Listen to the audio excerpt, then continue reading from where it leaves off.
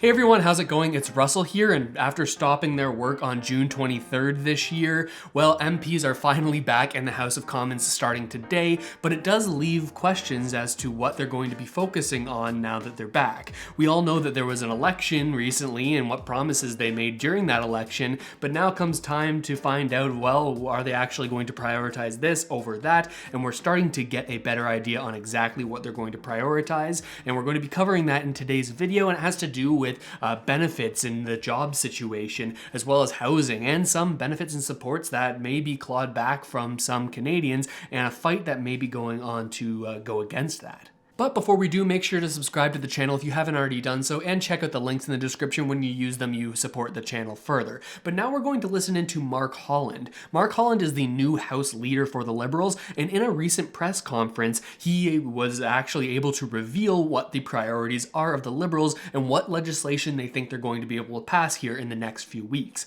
Now, the reason that they're talking about the next few weeks is because, well, that's all they have. Take a look at this. We just had this long session where the House of Commons didn't sit. They actually finished on June 23rd. I mentioned that a little earlier. And then we had the election and some extended time off, and they're finally coming back to it again as of today, November 22nd. But what you may be surprised by is that they only have until December 17th before they're going to have some more time off of not being in the House of Commons. If we look into 2022, once they stop on December 17th, well, they're not beginning their House of Commons sessions all the way until January 31st again. So whatever needs to get passed in these next few weeks needs to get passed now, and it needs to get passed fast. Let's listen in on Mark Holland and find out what does he think they're actually going to be able to pass in this short amount of time. First, let me start with the support for Canadians who are still impacted by the effects of COVID-19. We are in a time right now of great economic growth. We're seeing that we have some of the best economic growth of G7 nations. We see that our job situation is actually better than when we started the pandemic. But unfortunately, there's still a number of sectors that are being adversely impacted by the pandemic, where individuals are in need of continued support. I believe Canadians want to see action on that immediately. 10-day paid sick leave for federally regulated workers, in my opinion, is incredibly important. We shouldn't have employees within our jurisdiction that are trying to make a choice whether or not they go to work sick, or whether or not they can stay home, or whether or not they go to work sick, or whether or not they have to pay their bills. It's an unfair choice for them to have to make, particularly in this period of time. So it's clearer what their first priorities are when they get back into the House of Commons to start debating and bringing forward legislation. The first one, he makes the point saying that, hey, our jobs numbers are right back to where they were, potentially a hint that there won't be any more individual benefits, but we'll get more into that in a second. But he does bring up the individual sectors that are still struggling due to the pandemic, and this is something that Chrystia Freeland brought up a little while ago too, in pairing with the Canada Workers Lockdown benefit, the new benefit that's going to be brought in. And we're likely going to find out more about that in the coming days. But here's the actual press release that Chrystia Freeland put out when that initial announcement came. There's individual sectors such as the tourism and hospitality sector and other hard-hit business recovery programs that are going to go to employers, not to employees of these businesses that are traditionally struggling or are struggling as of now, even though that the pandemic has largely, we've regained the jobs, or at least according to the Liberals, we've regained the jobs that we were hoping to regain. One thing we don't really know right now is what this sentence means. They say we are also committed to our election promise to provide support for arts workers and technicians. Now, they talked a lot about refining the employment insurance program so that it would include arts workers and various gig workers so that they could actually benefit from the EI program even though they're self-employed. Maybe this has to do with that, but we're likely over the next few days, hopefully this week, again, because they only have under a month to finish this, or right around a month to finish this all. Hopefully we're going to find out very soon, and make sure to subscribe to the channel because I'll go over that legislation if it has anything that's important to you. And they also talk here about the Canada Worker Lockdown benefit. We've talked about that here on the channel before, the $300 per week if you're subject to a lockdown. I don't believe there are many places that are currently locked down in Canada, but if that changes, this benefit could come into place. Again, not too many details on this revealed, only this information that was in this press conference, conference and a couple other bullet points. But again, once that legislation, the bill, comes forward that they're going to try to pass into law, well, I'll update you there and see if there's any more information that I can get for you. But of course, we have to check in not only on what the Liberals' priorities are, but also what the NDP's priorities are. Now, I would be doing the Conservative side of things, but they also haven't made any statements about what their priorities are as of yet, so we'll cover that in the future. But the NDP, Jagmeet Singh, the leader of the NDP, just today got up in front of a similar press conference and announced what they'd be willing to partner with the Liberals on and what they wouldn't be willing to partner with the Liberals on in terms of passing this legislation. Let's listen in on that, and then I have some thoughts that I think you're going to find rather interesting. We need to do everything we can to fight the climate crisis generally, but we also need to invest directly in the infrastructure to protect these communities. And the second priority, really of equally serious concern across Canada, is the housing crisis. More and more, I'm hearing from people that simply cannot find a place they can afford. It is getting to a level that we've never seen before, and it's impacting all people from all walks of life, whether you have a good job, whether you have low income or no income. People cannot find suitable housing, and it is a serious crisis. So on this point, we've heard the Liberal government talk about the importance of tackling it. If they're serious about it, we are absolutely committed to doing whatever we can to fight this crisis. We know there's two really major concerns. It's the price of housing going up, the different forces that are driving up the cost of housing, speculation, and we know there's not enough supply. So we need solutions that deal with both the pressures that are driving up the cost of housing as well as the supply side. And to do that, we know that there are pressures that are driving up the cost of housing that come from foreign ownership. We campaigned on some solutions. The Liberals campaigned on some solutions. Let's do it. Let's put forward real solutions to immediately tackle some of those pressures coming from foreign buyers, whether it's ownership or property that's vacant, whatever it is. Let's deal with that.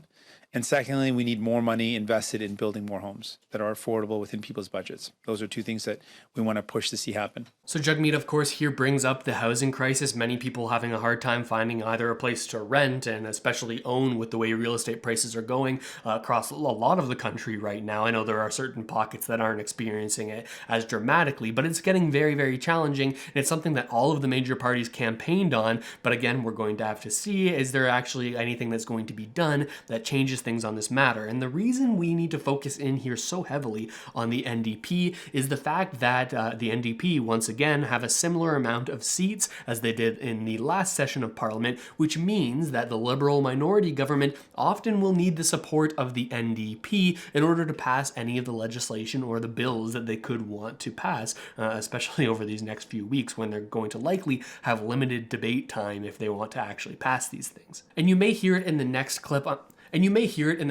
I'll show you, but one line that Jagmeet Singh said throughout this entire press conference that I watched was that if the Liberals want to support legislation that will help people, they should come to the NDP and the NDP will support that. But if they want to support legislation that will harm people, they should go to the Conservatives in the Bloc Québécois. Now, this is a very black and white statement that Jagmeet Singh makes, and he makes it multiple times in this press conference, just saying NDP good, all the other parties bad. We'll support good things, we won't support bad things. I understand the sentiment that the NDP want to help people, but it's not very clear what exactly they consider helping and what they consider hurting. And I don't think it's giving enough credence to the fact that there are some complex issues out there where the lines may be blurred in some instances.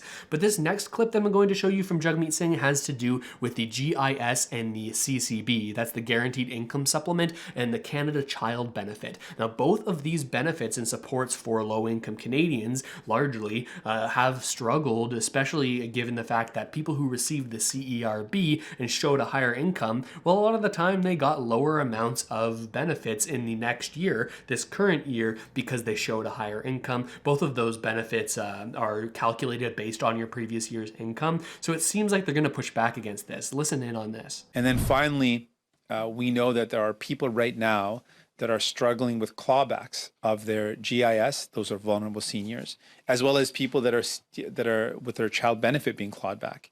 These are people that received support in 2020, but now are getting less help or worse off in 2021 because they got help in 2020. That doesn't make any sense at all. That should not be what's going on. And we are going to continue to push for that to be fixed. Vulnerable seniors, people that require the help of the child child benefit should not be worse off now because they needed help in the pandemic. That's something that we're going to continue to push to fix. So it's clear that this is a priority for the NDPs to make these changes, which I think most people would agree need to happen. People who were receiving these benefits before and were on the margins of society, often not able to afford very much, while they're receiving even less now than they were before the pandemic because of things that happened in the pandemic. So I think this is likely something that would see a large degree of support, but because the Liberals didn't mention it in that press conference, it's sort of curious whether or not they're going to actually implement this, especially before this break that's going to happen on December 17th, I believe it was. So that's going to be interesting to watch. But finally, a reporter inside of this press conference asked Jagmeet Singh a question about the individual pandemic supports that many people have relied on, both businesses and individuals, and what his views were on that. Let's listen in again. When it comes to the pandemic supports, we've seen that this government's taking an approach to cut help to people. And if they want to hurt people and they're going to bring in laws that will make it harder on folks, then they can go to the Conservatives or the Bloc for support, but we'll be voting against something that makes life worse for people. So there will be things that we agree. We absolutely agree on things like the banning the conversion therapy. We've already debated the bill. We've already passed the bill. So that's something that should be passed quickly. And that's something that we could absolutely work together on. So from what you've outlined, there are some priorities in there that are things that New Democrats have pushed for and that we believe in absolutely, and we'll absolutely work quickly to pass. And there's things that we're worried are going to include measures that hurt people. And if they're going to hurt people, we're not going to support those bills. So you can hear what I'm talking about, where Jagmeet Singh says we're going to support things that help folks and not support things that don't help them, but we don't get a clear line answer on what's going to happen with these benefits. He does bring up the fact that the Liberals have chosen to let these benefits expire when we're talking about the CRB. The CRCB has been extended quite a while, but not everyone's eligible for that. So it's not clear right now if Jagmeet Singh is going to bring this up in the House of Commons or bring forward any motions that suggest that the Liberals should reinstate some of these benefits. But again, we're going to find out the details on exactly what changes are coming soon when we see what actually gets tabled in the House of Commons, and as an additional point, what is brought up in question period, which is the time that all the opposition parties get to ask the Prime Minister and the Liberals various questions and critiques around what they've been doing in the House of Commons. Now, another thing that we should watch out for, and this is coming tomorrow, is the throne speech. Now, if you're not familiar with the throne speech, this is when the Speaker of the House of Commons gives a speech on behalf of the government and outlines their individual priorities and what the goals of the entire session of Parliament, which could last over a year,